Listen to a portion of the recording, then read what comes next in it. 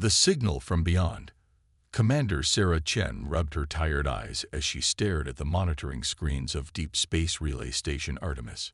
Stationed at the edge of human space, these outposts were humanity's early warning system and their eyes into the vast unknown. Most days were mundane, tracking scheduled transports, cataloging cosmic phenomena, and running endless system diagnostics. Today wasn't most days.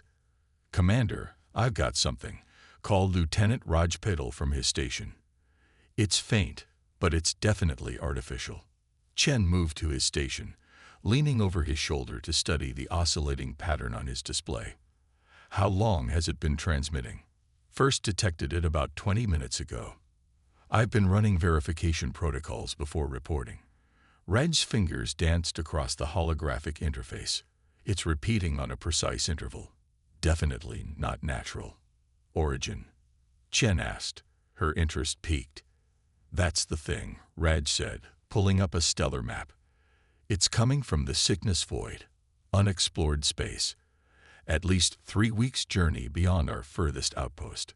The Cygnus Void was aptly named, a vast region where stellar formation was minimal, creating a relative emptiness in the cosmic sea.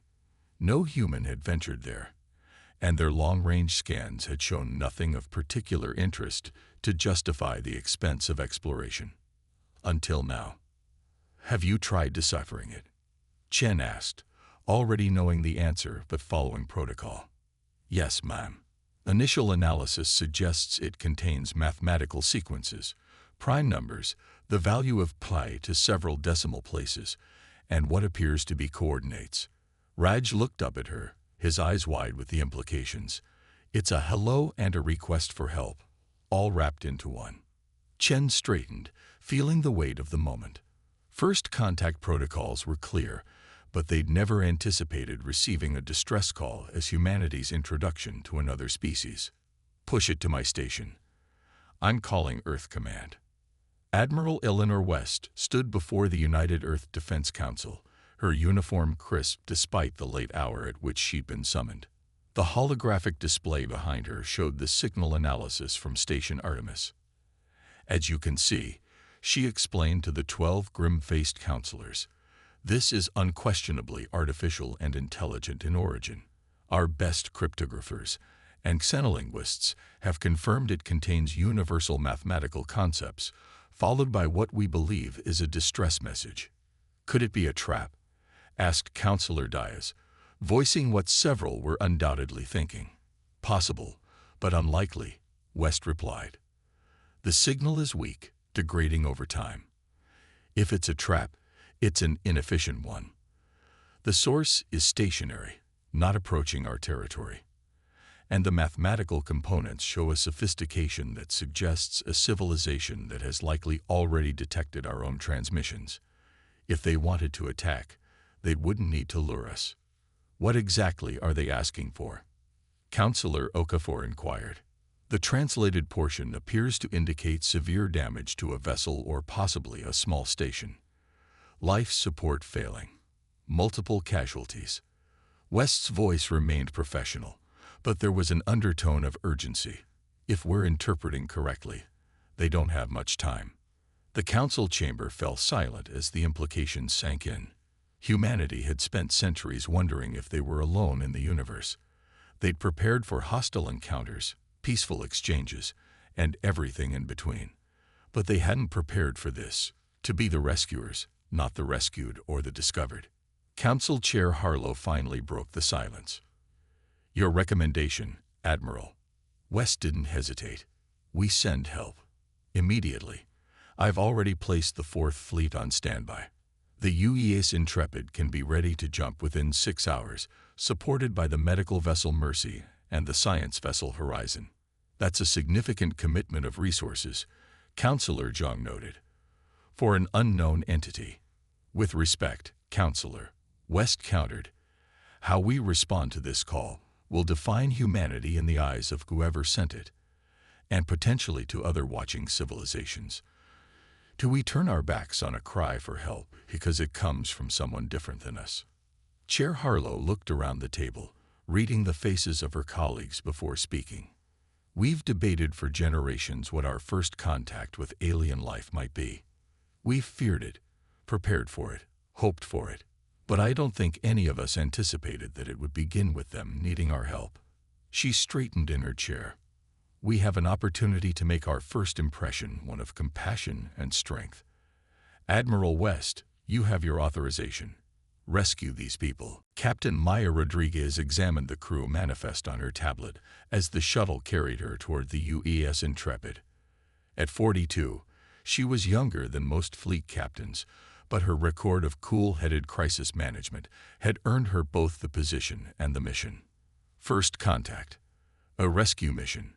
Beyond explored space. All at once. The shuttle's viewport offered a spectacular view of the Intrepid as they approached. A kilometer-long vessel representing the pinnacle of human engineering. Shaped like an elongated arrowhead with 4 massive engine pylons at the stern, her sleek hull bristled with sensor arrays and defense systems. She wasn't designed primarily as a warship. Humanity had built her for deep space exploration, but she carried enough firepower to defend herself. Quite a sight, isn't she? Came a voice from beside her.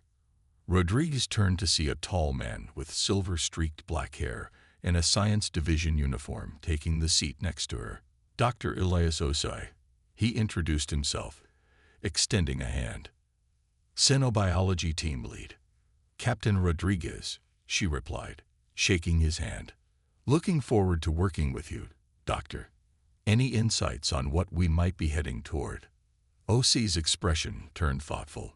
The signal's pattern suggests a logical, mathematical foundation to their communication, not dissimilar to how we might design a message for other species. The distress portions indicate a physiology that requires controlled environmental conditions, suggesting they're not energy beings or something truly exotic. Beyond that, he shrugged. We're venturing into the truly unknown, Captain. That's why they call it exploration. Rodriguez replied with a small smile. How's your team handling the pressure? Excited. Terrified. Ready. Osai chuckled. Most of us joined the service hoping for exactly this kind of mission, even if the circumstances aren't what we have chosen. The shuttle docked with a gentle thud, and Rodriguez stood. Then let's not keep our new friends waiting, Doctor. The Intrepid's bridge hummed with activity as Rodriguez stepped through the doors, the crew snapping to attention at her arrival. At ease, she said, moving to the captain's chair at the center of the command deck. Status report. Commander Victor Liang, her first officer, approached with a tablet. All departments report ready, Captain. Mercy and Horizon are in formation. Jump drives are primed and awaiting your command.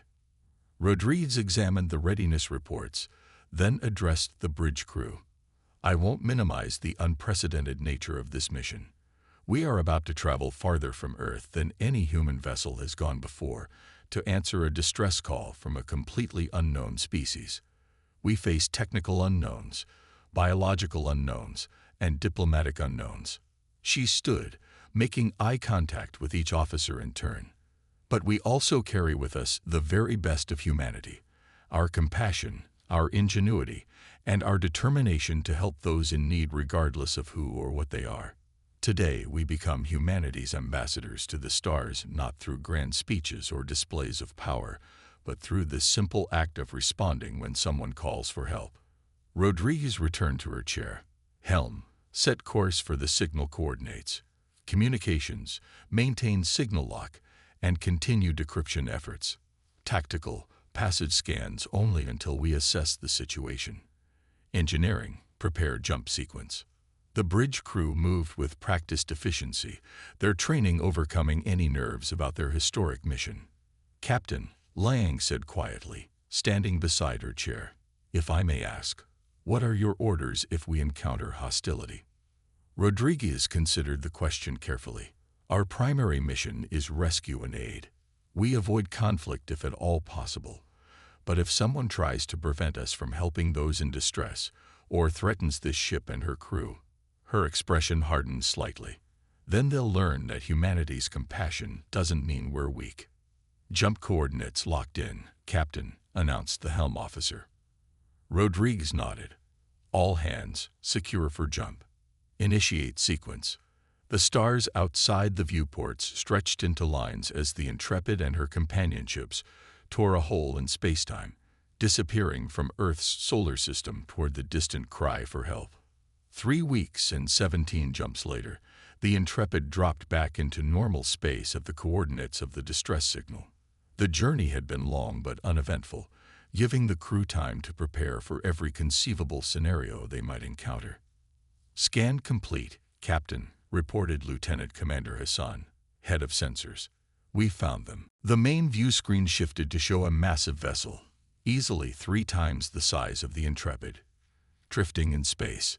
Its design was unlike anything humans had imagined, resembling a collection of enormous crystalline petals arranged around a central core. But even from a distance, the damage was evident. Several of the petals were shattered, and flickering energy discharges crawled across the hull like lightning. "Life signs?" Rodriguez asked, standing from her chair. "Confirmed, Captain," Hassan replied, his voice tight with controlled excitement. "Approximately 800, but many readings are weak or fluctuating. Their life support appears to be failing systematically. And they're not alone," added Commander Reese from Tactical, his voice grim. "Detecting multiple smaller vessels surrounding the damaged ship. Energy readings suggest weapons fire." Rodriguez moved to stand directly before the view screen, studying the scene. The smaller vessels, angular and dark, in contrast to the crystalline beauty of the damaged ship, were unmistakably attacking, cutting into the larger vessel's hull with energy weapons. "They're not responding to a distress call," Liang realized aloud. "They're the cause of it. Pirates or scavengers." "How many attacking vessels?" Rodriguez asked. 27, Captain. Various sizes, but all smaller than Intrepid. Their technology appears uneven, like they're using salvaged systems from multiple sources. Rodriguez turned to her communications officer. "Hail the damaged vessel." After a tense moment, the officer looked up. "We're receiving a response, Captain. Audio only, running through translation matrix." "Put it through." The bridge speakers crackled, then filled with a voice unlike any human had ever heard, musical and harmonic, as if multiple tones were being produced simultaneously. Despite the alien quality, the fear and desperation came through clearly. "Unknown vessel, we are the Luminarans. Our ship is dying. Children and elders in danger. The scourge attacks without mercy. Please help us." Rodriguez didn't hesitate. "This is Captain Maya Rodriguez of the Earth vessel Intrepid. We received your distress call and have come to help. Hold on a little longer." She turned to her tactical officer. "Target analysis of the attacking vessels. I want to know their capabilities and vulnerabilities." "The smaller vessels are breaking off their attack," Liang reported. "They're forming a defensive pattern. They've noticed us. We're being hailed by one of the attacking ships," the communications officer announced. "On screen," Rodriguez ordered. The view screen shifted to show a humanoid figure, but with gray-scaled skin covered in what appeared to be cybernetic implants. Its eyes were entirely mechanical, glowing with a cold red light. "Unidentified vessel." The figure spoke, its voice artificially modulated. "You have entered Scourge territory. The derelict and all its contents are claimed as salvage. Withdraw immediately or be destroyed." Rodriguez's expression hardened. "This is Captain Rodriguez of the United Earth ship Intrepid. We are responding to a distress call from the vessel you are attacking. Your salvage operation appears to be conducted on a ship with hundreds of living beings still aboard. Under interstellar humanitarian principles, we demand you cease your attack and withdraw." The Scourge commander's mechanical eyes narrowed. "You have no authority here, human. This is your final warning." The transmission cut off abruptly. "They're powering weapons," Captain Reese reported. Rodriguez returned to her chair, her decision already made. "Red alert. Shields to maximum. Position us between the Scourge vessels and the Luminaran ship. Order Mercy to prepare medical teams for immediate transport once we secure the area. Horizon is to analyze the Luminaran vessel's damage and prioritize life support systems.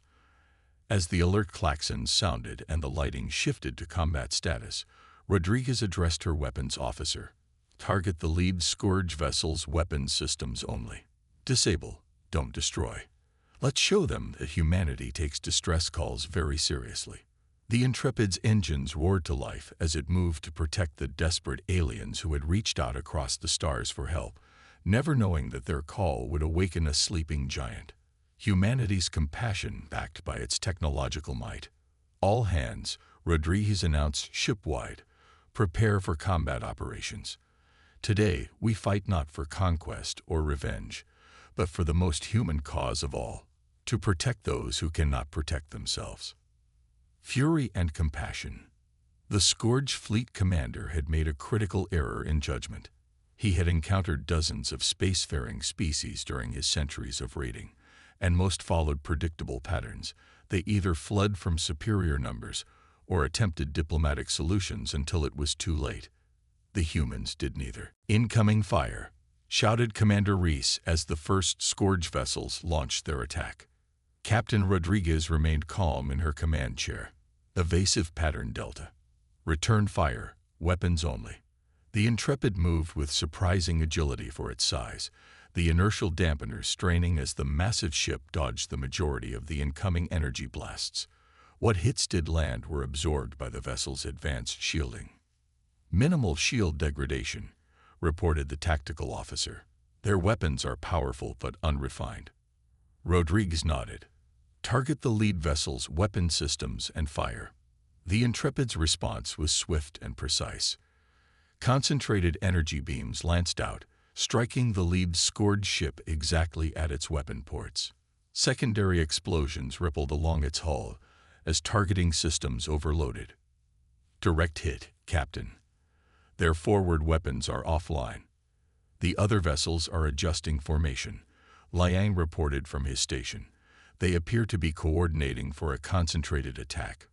Rodriguez studied the tactical display. The Scourge had numbers, but the human vessels had superior technology and coordination. More importantly, they had purpose, not mere salvage or profit, but saving lives. Commander Liang, signal Horizon to begin their approach to the Luminaran vessel. Have them focus on stabilizing life support systems. Mercy is to hold position behind us until we clear a safe approach vector. She turned to her tactical officer.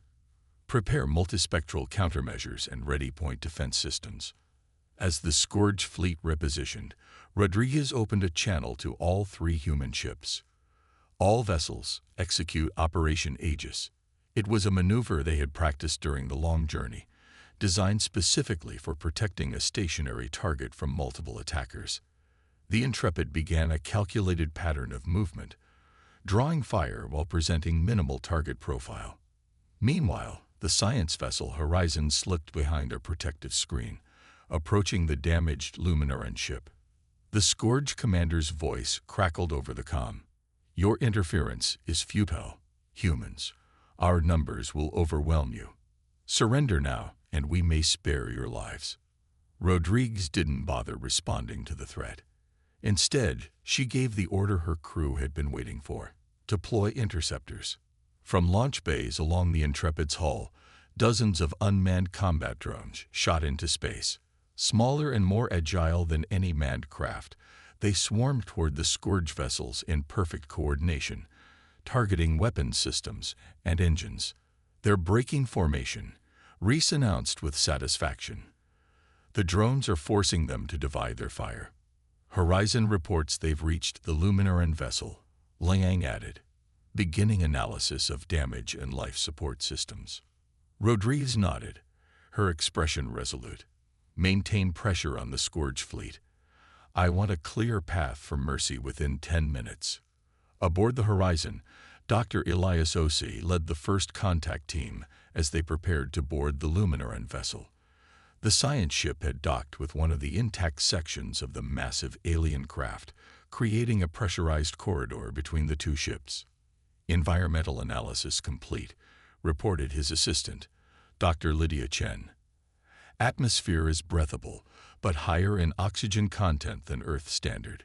Gravity is approximately 0.9 of Earth normal. Osei nodded, performing a final check on his specialized first contact kit. Everyone remember the protocols. We're here to help, but we're also making humanity's first impression. Medical team takes priority, engineering second. Xenolinguists, stay close to me. Let's move.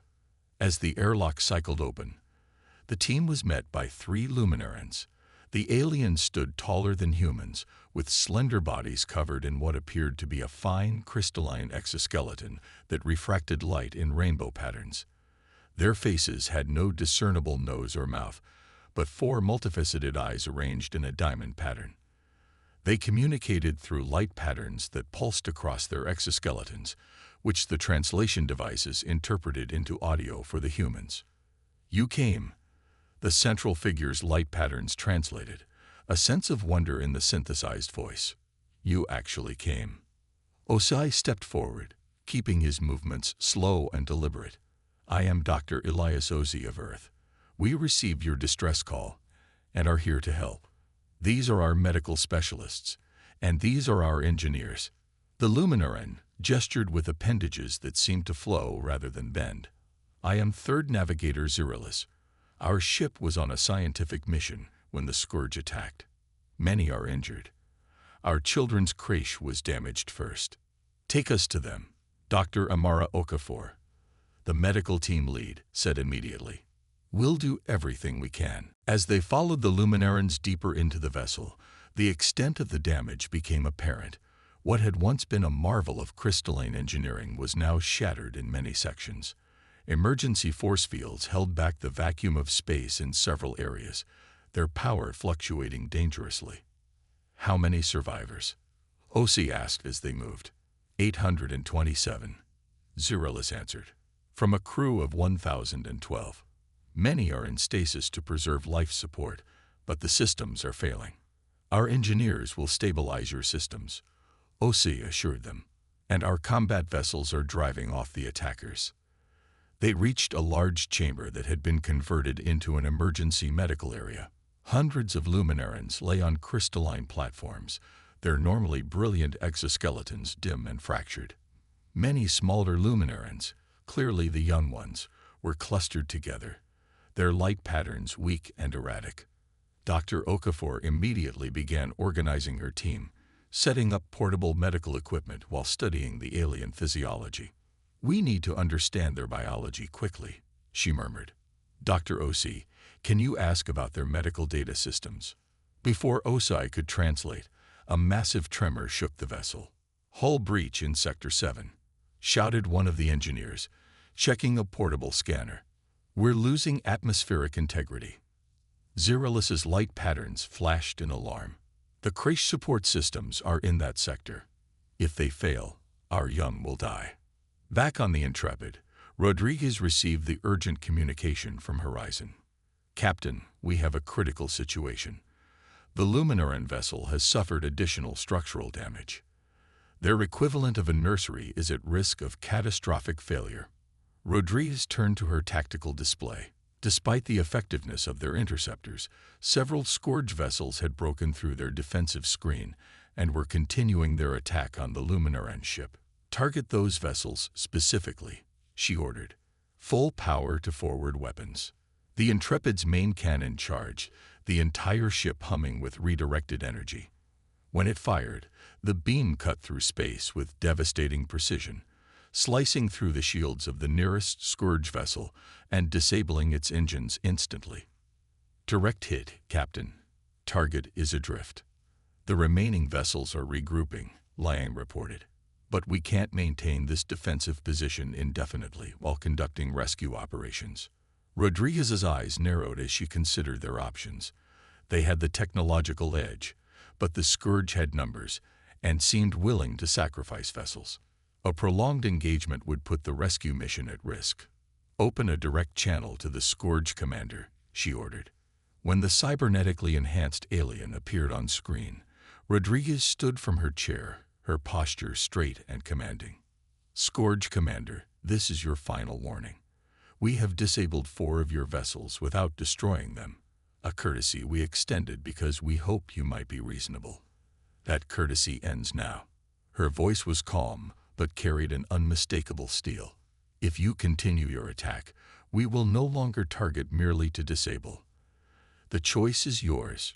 Retreat and survive, or continue and face the full defensive capabilities of Earth's fleet." The Scourge commander's mechanical eyes gleamed. "Empty threats. You're outnumbered 3-1. Rodriguez smiled thinly. "Numbers aren't everything. Let me demonstrate." She nodded to her tactical officer. "Show them what the orbital defense grid taught us." The tactical officer entered a complex series of commands, and suddenly the space around the Intrepid lit up as hundreds of micro-missiles launched simultaneously from concealed ports. Each was no larger than a human hand, but guided by sophisticated AI targeting systems. They streaked toward the Scourge fleet in blinding patterns, weaving through defensive fire with unpredictable trajectories. The effect was devastating. Within seconds, every Scourge vessel's weapon systems were either destroyed or disabled, leaving them defenseless but intact. "As you can see," Rodriguez continued, her voice level, "we could have destroyed your entire fleet. Instead, we chose to demonstrate restraint. This is your last opportunity. Withdraw now." The Scourge commander's expression was unreadable behind his cybernetic implants, but the long silence spoke volumes. Finally, he responded, "This is not over, human." "For today, it is," Rodriguez replied firmly. The communication cut off, and the bridge crew watched as the disabled Scourge vessels were recovered by their companions. Slowly, the entire fleet began to retreat. "Maintain battle stations until they're clear of the system," Rodriguez ordered. "And signal mercy. They have a clear approach vector now. Get those medical teams aboard immediately." The next 48 hours were among the most intense of Dr. Osei's career. Working alongside the Luminaran scientists, the human teams raced to stabilize the damaged vessel's systems, while medical personnel treated hundreds of injured aliens. The challenge was enormous. Human medicine had never encountered crystalline biology before, but Dr. Okafor and her team adapted with remarkable speed, using the Luminaran's own medical database to guide their treatments. "Their physiology is silicon-based rather than carbon," she explained during a brief rest period. "They absorb energy directly from light and process it through their crystalline structures, almost like living solar panels. The young ones are particularly vulnerable because their crystals haven't fully hardened." Osei nodded, fascinated despite the dire circumstances. "The engineers tell me they've stabilized the primary life support systems and reinforced the damaged sections. The Luminaran vessel won't be spaceworthy without major repairs, but it's no longer in danger of catastrophic failure. Captain Rodriguez is requesting an update," one of the communications officers reported. Osei composed himself and activated the video link. "Captain, we've managed to stabilize the critical systems. Casualties have been heavy, 185 fatalities, but we've prevented further loss of life. The Luminaran leadership has requested a formal meeting." Rodriguez nodded on screen. "Excellent work, Doctor. I'll shuttle over immediately. The Scourge fleet has retreated beyond sensor range, but I've left the interceptors on patrol just in case." An hour later, Captain Rodriguez joined Osei in what appeared to be the Luminaran equivalent of a conference room, a circular chamber where light played through crystalline structures in complex patterns. The Luminaran High Navigator, a being whose crystal structure showed the complexity of great age, addressed them through the translator. "We cannot adequately express our gratitude, humans of Earth. When we sent our distress call into the void, we had little hope of rescue. Our own kind were too far to reach us in time. The Scourge would have harvested our ship, our technology, and our people." Rodriguez replied with simple dignity. "We responded as anyone should to a call for help. We couldn't ignore your distress signal knowing lives were at stake." The High Navigator's crystals shimmered in what the translator identified as their equivalent of emotional emphasis. "Not all species would have done the same, Captain. Many would have ignored us. Some would have joined the scourge in pillaging our vessel. Your actions reveal much about humanity. If I may ask, Osai interjected, what will you do now? Your ship is stabilized, but cannot travel. We have sent word to our homeworld, the High Navigator explained. A rescue fleet will arrive within 14 of your Earth days. Until then, we would be honored if you would remain as our protectors and guests. There is much we could learn from each other. Rodriguez smiled. I believe that can be arranged. Earth would welcome the opportunity for cultural exchange. 2 weeks later, the human vessels prepared to depart as the Luminaran relief fleet arrived. 6 massive ships, even more impressive than the damaged vessel they had saved. In a formal ceremony aboard the Intrepid, representatives of both species met to formalize their newly established relations. In recognition of humanity's selfless response to our distress, the Luminaran Concordat extends an invitation to join the Galactic Council as an associate member, the Luminaran ambassador announced, presenting Captain Rodriguez with a crystalline emblem that shimmered with internal light. Your species has proven itself worthy of trust and alliance. Rodriguez accepted the emblem with appropriate gravity.